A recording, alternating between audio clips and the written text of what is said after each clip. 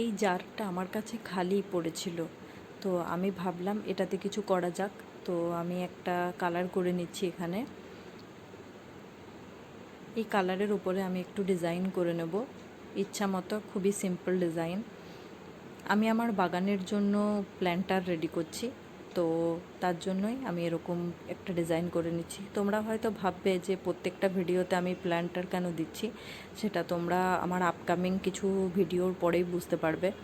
আসলে আমি আমার শখের বাগানটাকে মনের মতো করে সাজাচ্ছি, তো আমি চাই সেখানে আমার হাতে করা কাজ দিয়েই প্ল্যান্টারগুলো বেশিরভাগ থাক। তো তার জন্যই এত প্ল্যান্টার বানাচ্ছি, আর সেগুলো আমি তোমাদের সাথে শেয়ার করছি।